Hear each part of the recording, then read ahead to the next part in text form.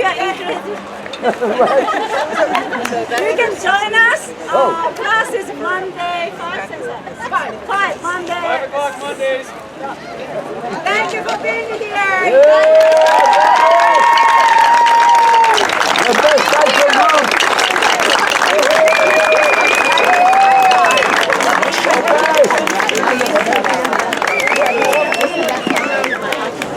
Good evening. The Peace Lantern ceremony tonight is our 18th annual Hiroshima-Nagasaki Remembrance, honoring those who suffered the atomic bombing in 1945. Each August, throughout Japan, people gather to float lanterns in honor of those victims and all who suffer in wars. Tonight, we reaffirm our commitment to ending nuclear proliferation and all warfare. My name is Beverly Bean. I'm the chair of the Women's International League for Peace and Freedom, Monterey County branch. And our event tonight is also sponsored by the Peace Coalition of Monterey County, the Monterey Peace and Justice Center, the Monterey Peninsula Friends meeting, the Quakers, and the Veterans for Peace, Monterey Chapter 46. If you would like to make a contribution to this year's Peace Lantern ceremony, there are several donation jars on tables on the landing. I want to thank Shinsho-Mugen Daiko, the wonderful Taiko drummers, for their exciting performance.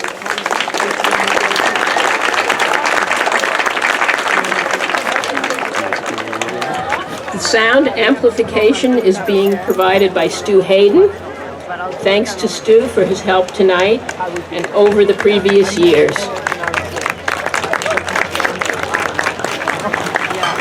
Many thanks to Sylvia Shih of the Monterey Peace and Justice Center and her friends for transporting our tables, chairs, and other supplies. Many thanks to Catherine Crockett, president of the Monterey Peace and Justice Center, who organized our publicity, our technology, and the transportation of materials. And thanks to the City of Pacific Grove for having us, and to Adventures by the Sea for the electricity. Now, I am happy to welcome Elaine Gurman, co-minister of the Unitarian Universalist Church of the Monterey Peninsula, who will open our ceremony with a blessing.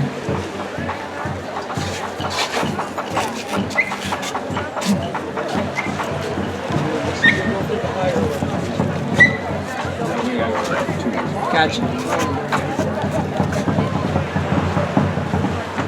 Spirit of life, God of many names, creative force of love in the universe.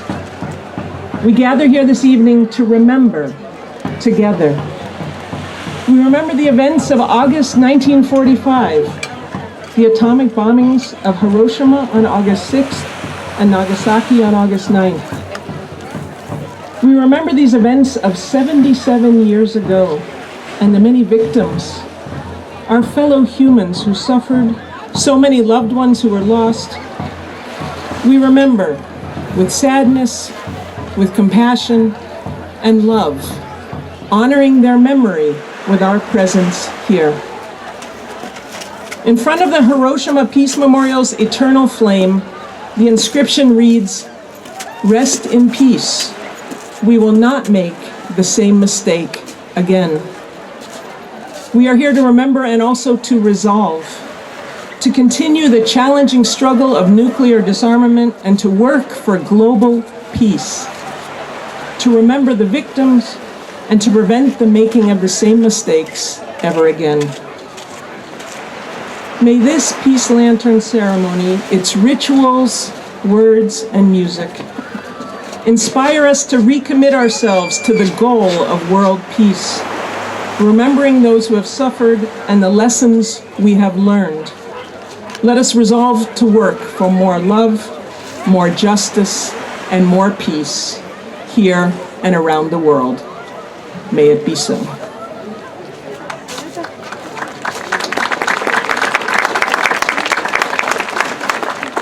Thank you, Reverend. Next, I would like to introduce Catherine Crockett, President of the Monterey Peace and Justice Center, who will dedicate tonight's event. Tonight's commemoration is dedicated to the memory of Peggy Olson, who spoke for many years at this event. Peggy died on May 13th of this year at the age of 85. She was a life member and past co-chair of Women's International League for Peace and Freedom, and was a core member of the peace and justice activism here in Monterey Bay. Many of you may also remember Peggy as a prolific artist and for her vibrant paintings of California landscapes. Her advocacy for the elimination of nuclear weapons very often took her to the gates of Lawrence Livermore Laboratory in Livermore, California, where she joined others to protest the building of ever more powerful nuclear weapons.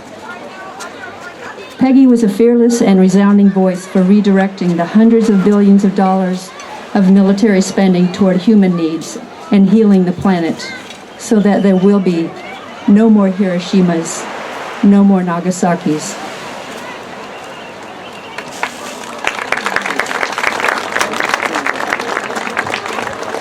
Thank you, Catherine. Next, we have Sylvia Shih of the Monterey Peace and Justice Center, who will tell us the story of the paper cranes. And I want to acknowledge the beautiful giant paper crane that was made by Naomi, last name I don't know. It's hanging there. She presented it to us tonight. Sylvia, tell us about the cranes. Friends who gathered here, this is our plea, this is our prayer, peace in the world. These words were inscribed in a statue, the Sadako Sasaki statue, in a Peace Memorial Park in Hiroshima. And the story of Sadako. She was 2 years old on August 6, 1945, when a pilot, Peter Rabbit, flew a B-29.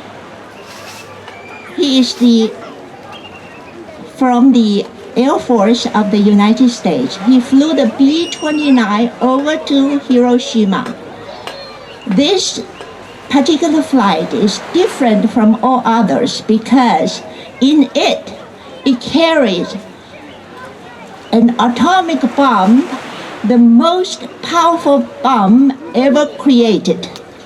And it's called Little Boy. This is by the order of the then President, Harry S. Truman. When the bomb dropped, there's a huge explosion that can be heard miles away. Blinding lights flashed through the city, igniting fires. The city caught fire, and it was burning. Sadako and his family lives about a mile from the detonation center, from the epicenter, ground zero. And the flashing light that goes out, and then the radioactive black rain falls from the sky. Everyone was running. The family ran, they escaped the fire. The mother, the brother, Sadoka, and the grandma. But the grandma turned back into the house to retrieve some precious heirloom, and she was never seen again. And the family grew up and facing the shortage of food, instability in the financial situation, sickness, just like many other families in Hiroshima. They faced the hardship. But Sadako seems to be a happy little child, healthy, running around. She was known to be a quick runner, and everyone adored her. But by age 12, she started exhibiting symptoms of sickness. She was admitted to the hospital for having leukemia. And leukemia was called by many in Hiroshima the sickness of atomic bombs. But while in the hospital, even though she's sick, she was kind of upbeat and happy, bringing joy to many around in her.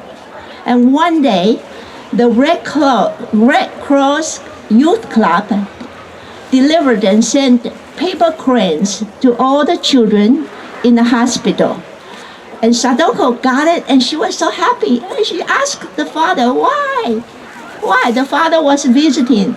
The father says, the crane is supposed to bring all the sick, health and wealth.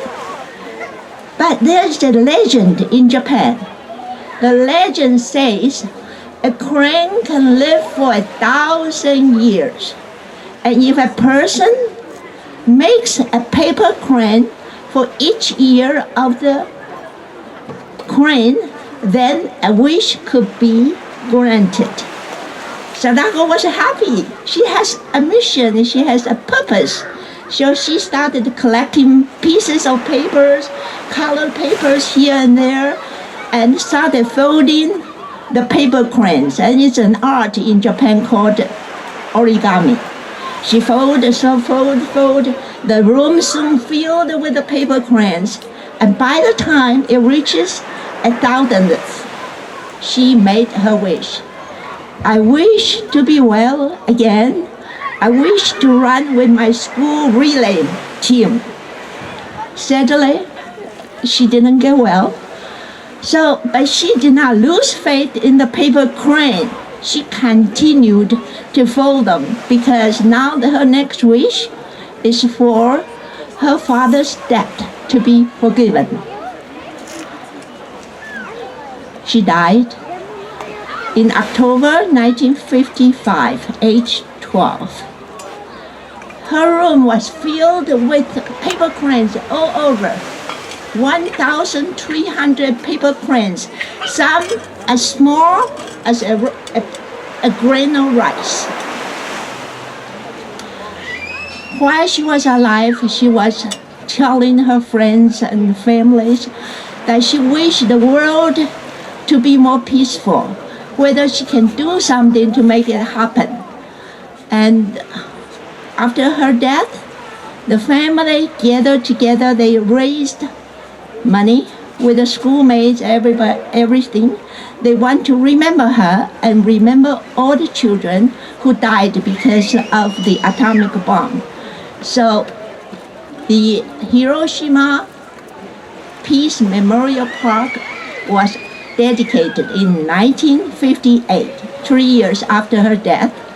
It opens its doors. Many thousands of people come visit. And many send paper cranes. They continue to do so. The statue has her image with a huge paper crane on top and many angels surrounding in the park to represent the children who died.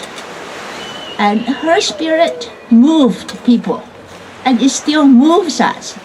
So it is a reminder that each one of us has the power to influence and change the world. Thank you.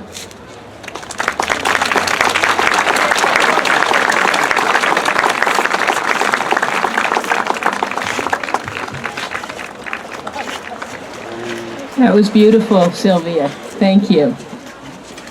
I'm next pleased to introduce Jennifer Lagier Fellguth to read her poem titled Peace Lanterns, written specially for this event. Jennifer?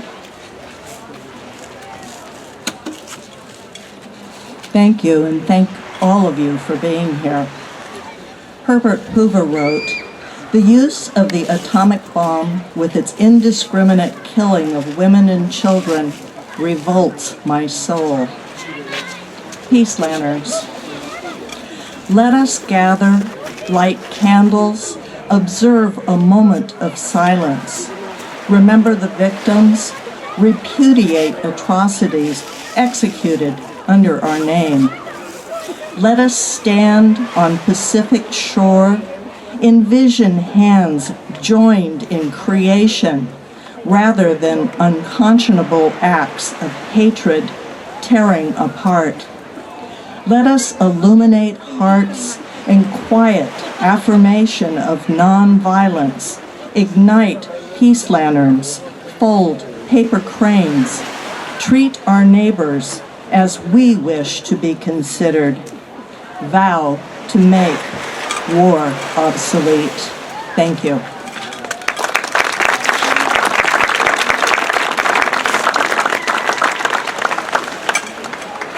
Thank you, Jennifer. Mayors for Peace is an international organization of cities dedicated to the promotion of peace. This year, Delray Oaks joined our other local city members of Mayors for Peace.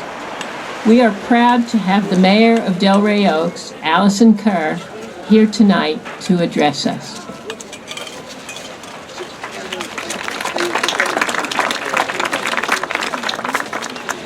Good evening, everyone.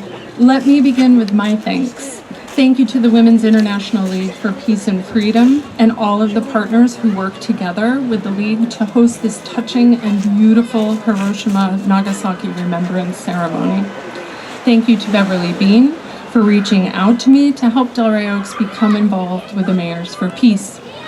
As I am sure many of you can relate, there are some days my shoulders and heart are heavy with the weight of the world.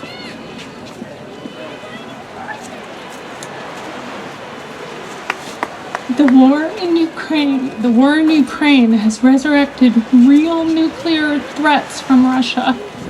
The denial of critical and rapid climate action impacts the very environment we depend on to live.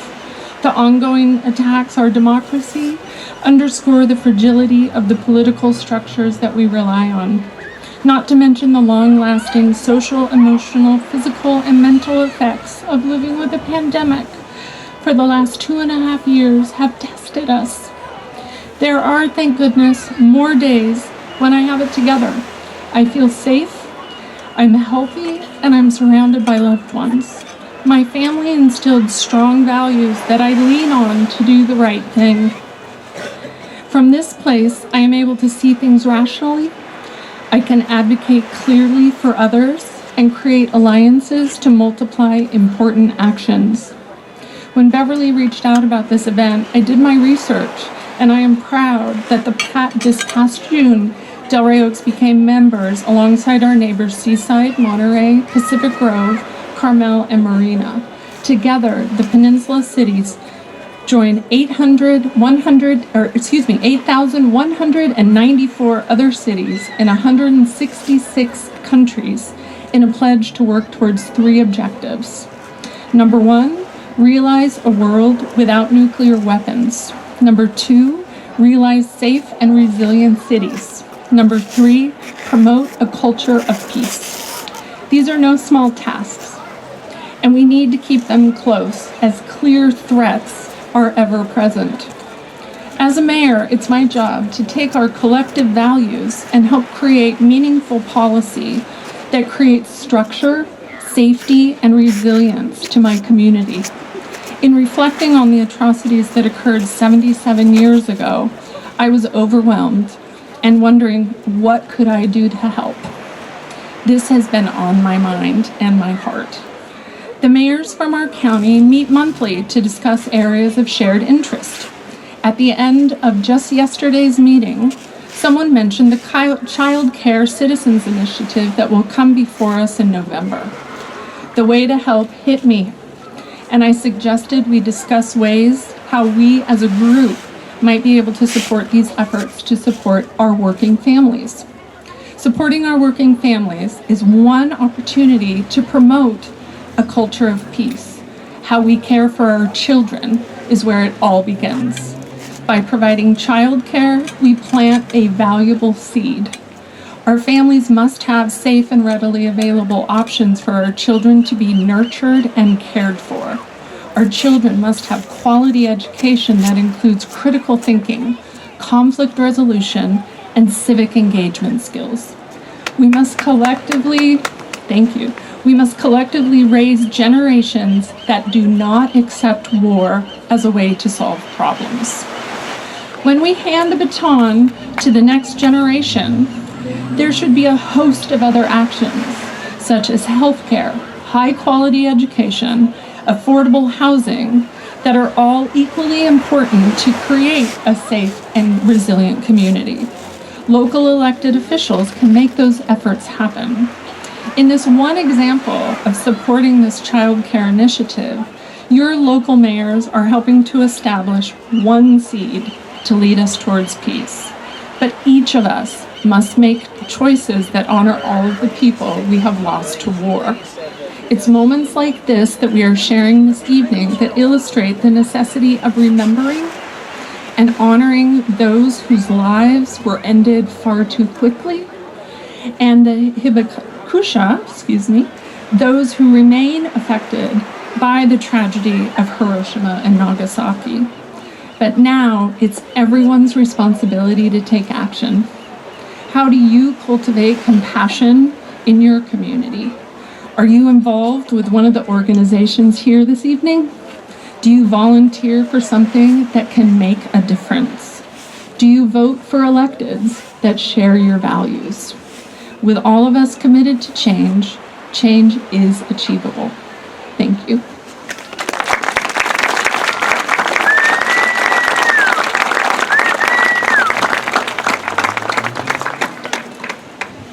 Thank you, Mayor Kerr. Inspiring words, and thank you for being here and for leading Del Rey Oaks.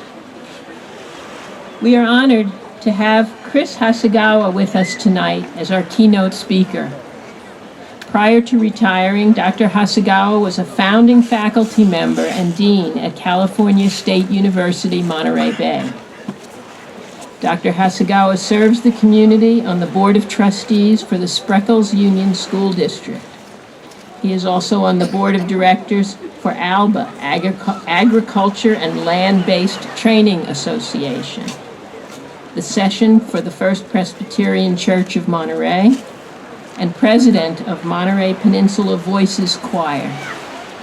Chris is married to Denise, a cardiac rehab nurse for CHOMP and one of our Taiko drummers. Chris, please join.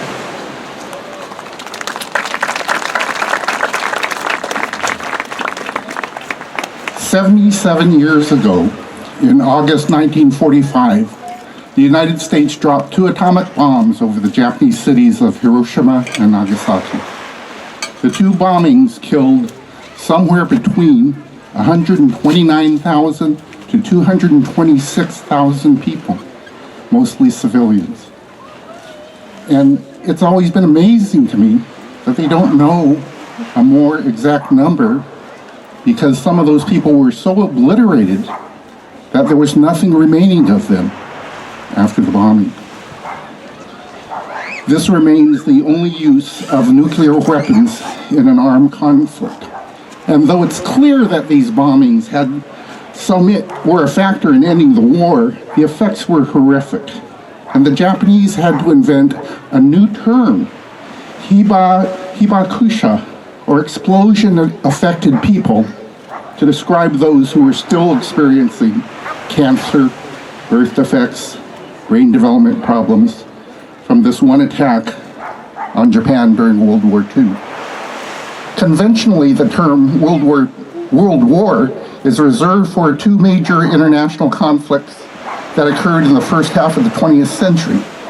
But since the atomic bombings of Hiroshima and Nagasaki, there's been widespread and prolonged fear of a potential 3rd World War between nuclear-armed powers. It's often suggested that the next World War would become a nuclear war, more devastating and violent than both the First and Second World Wars.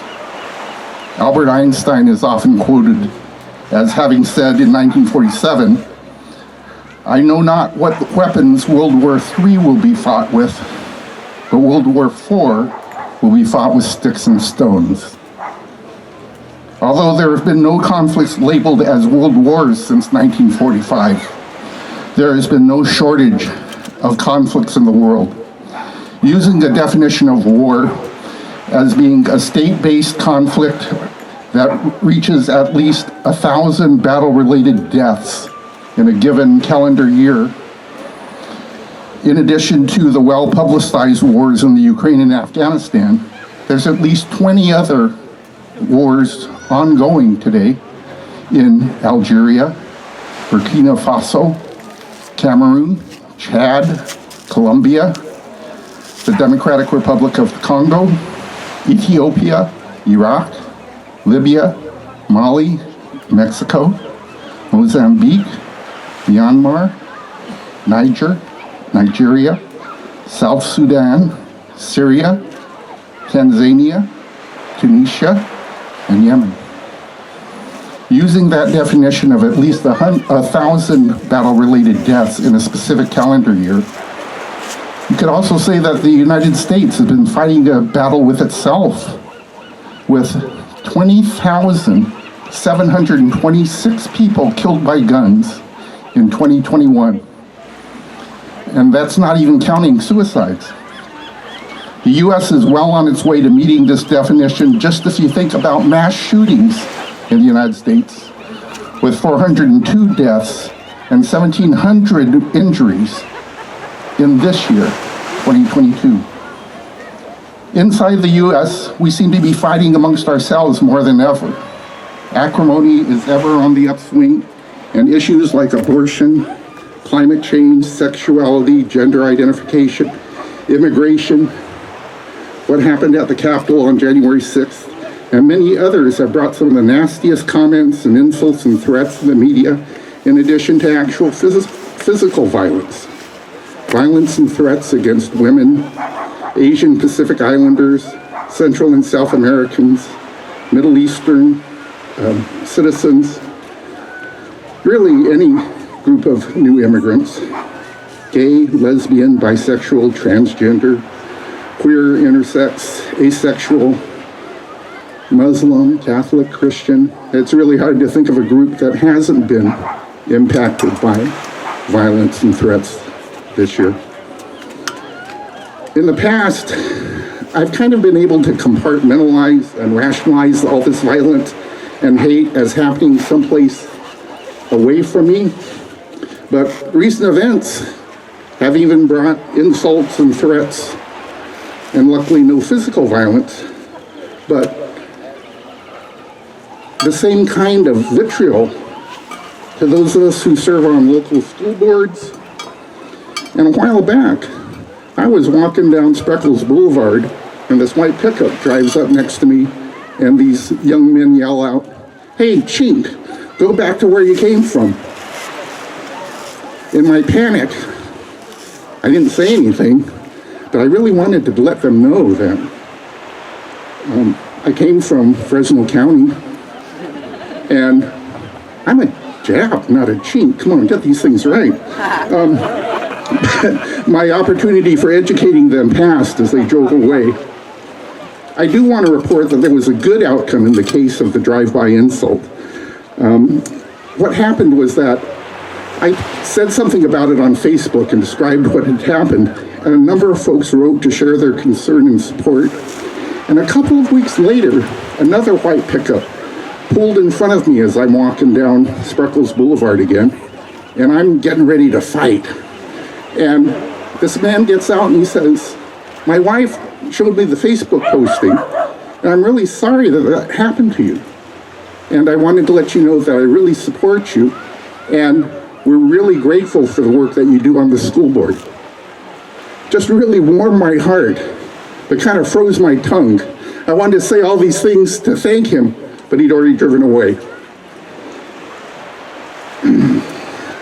I think that it's important for us to take these signals clearly. Eleanor Roosevelt said, "It isn't enough to talk about peace.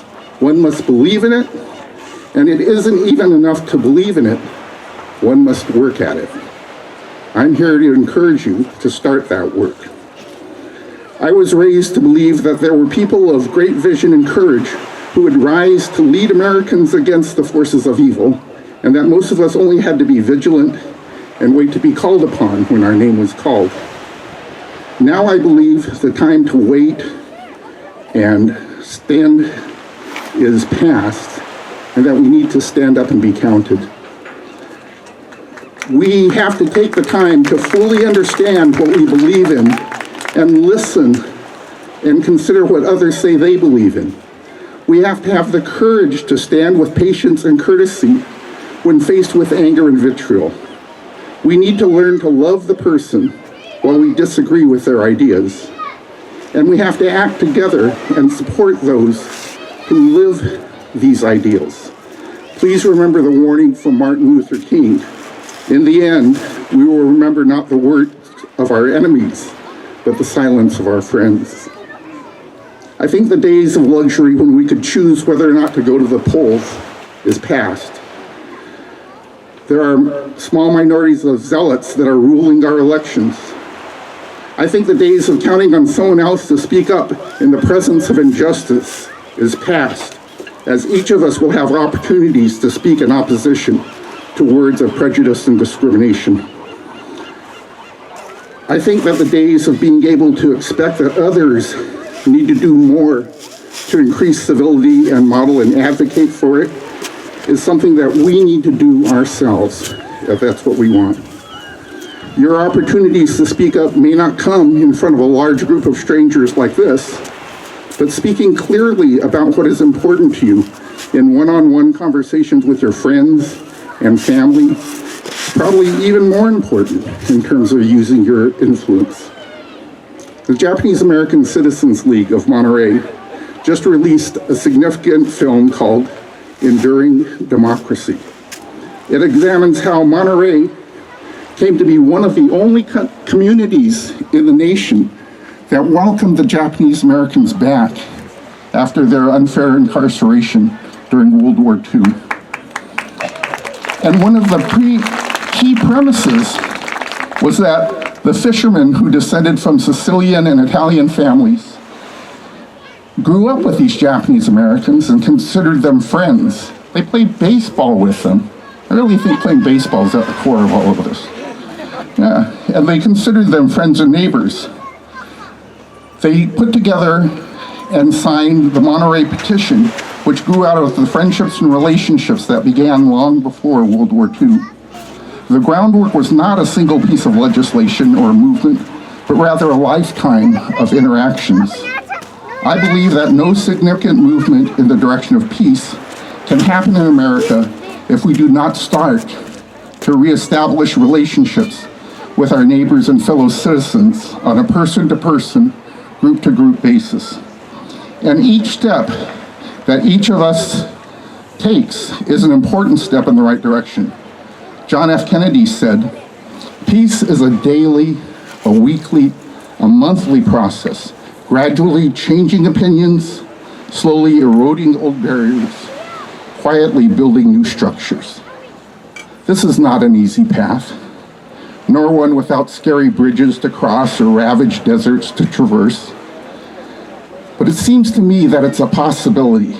And even though we'll have to work hard on our own part and convince others to come with us, it does feel to me as an effort that's filled with love and hope. Desmond Tutu said, "Do your little bit of good where you are." It's those little bits of good that will overwhelm the world. Thank you.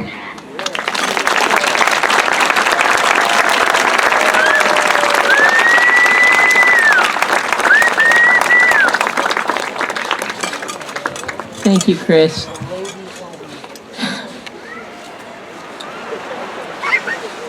We are happy to have Patrice Vecchione join us to read a poem that she wrote. Thank you, Patrice. This poem's called Bless. When I sneezed, the man sitting several rows back, the only other person in the theater, it being a weekday matinee, said, bless, not the customary bless you. The previews had finished, but the movie hadn't begun. His command knocked about inside me. Bless.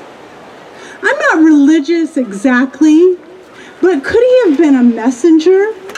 Or was he just an unemployed, middle-aged guy getting out of the rain for a couple of hours? It felt a fitting command with war on the horizon, ashamed of my country, the powerlessness consuming me. Not that I thought he had chosen the right person for the job, but perhaps this small thing would be possible. I don't know how to bless exactly. You know, maybe it's close to love, and I can do that. Offer it to anything in need of some invisible joy. No, to hell with need. I'll just take up love. Conjure it for husbands and wives and wife beaters. Love for young girls who doubt their beauty. For the child who refuses his dinner and the child without anything to eat. Why not love the sky despite the fog on a summer day? How about the chef in his soft, splattered apron? The shoe salesman and his unbuckling. Impatience and ambition, sure. My frustration and fear, certainly. Could this be the beginning of something? Will hatred have to back up an inch or two, stumble, then slink behind the corner shamefaced? And in that absence, might goodness step forward in a wide skirt and scuffed shoes and dance, commanding everybody's attention, as we have always known that love could. Thank you.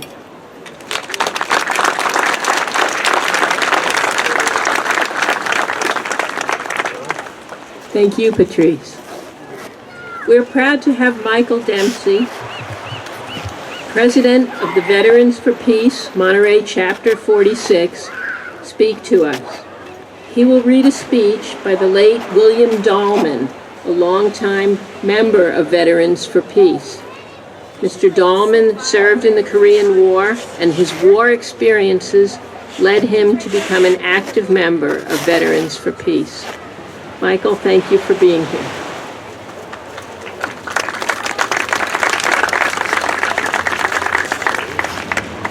60 years and 4 days ago, we unleashed a unique attack upon this earth, and the unsuspecting people of Hiroshima experienced horrors we can only begin to imagine.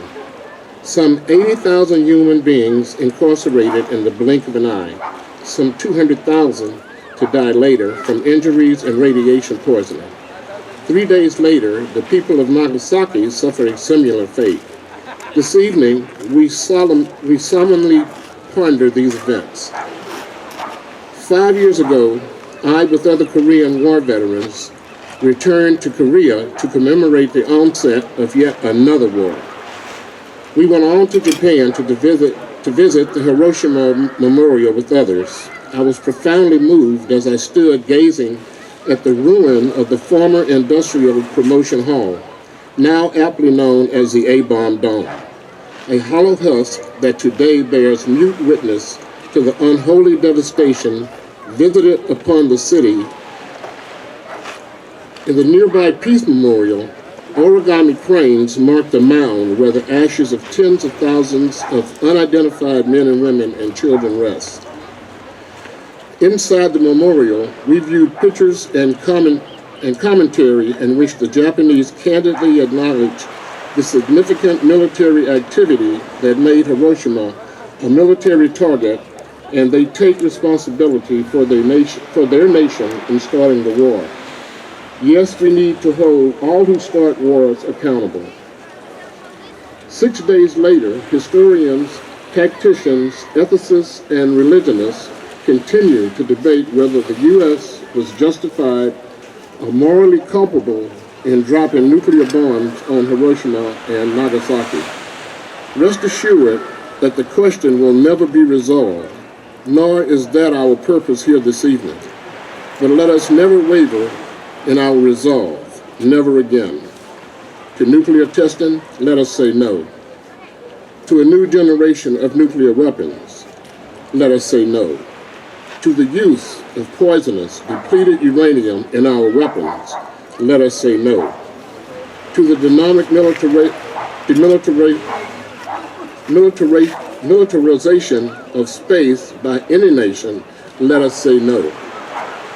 To war as our preferred tool of foreign policy, let us say no. For what doth it profit a nation if it gains the whole world, yet loses its very soul? I leave you with the entire text of Winston Churchill's final speech given at a commemoration. Never give up, never give up, never give up. Thank you.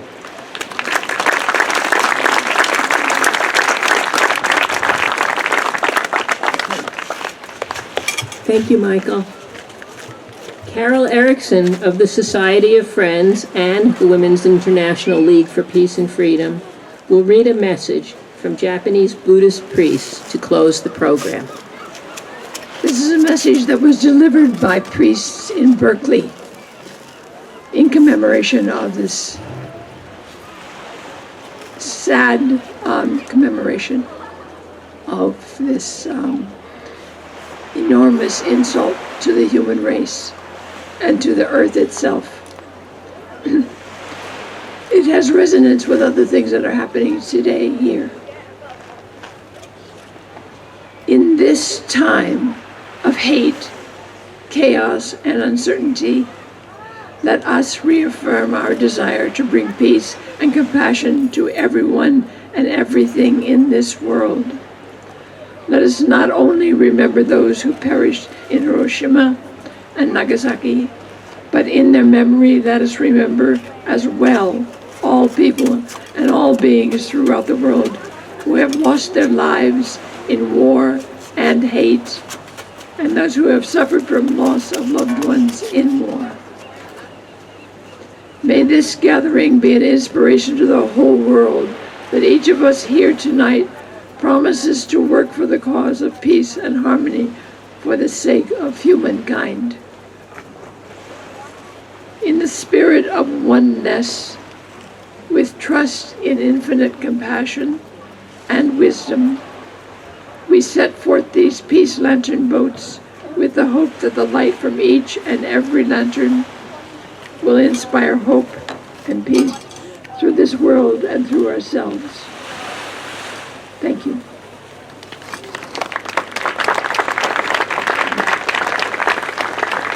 Thank you. Tai-Chi Master Jim Scott-Behrends will play the flute for the lantern floating. We ask for your quiet attention while the lanterns are afloat. This is a time for thought, prayer, and meditation, mixed with sadness and hope. Thanks to the kayakers and to Lynn Hamilton, who organized them for this event. And thanks to everyone for your participation.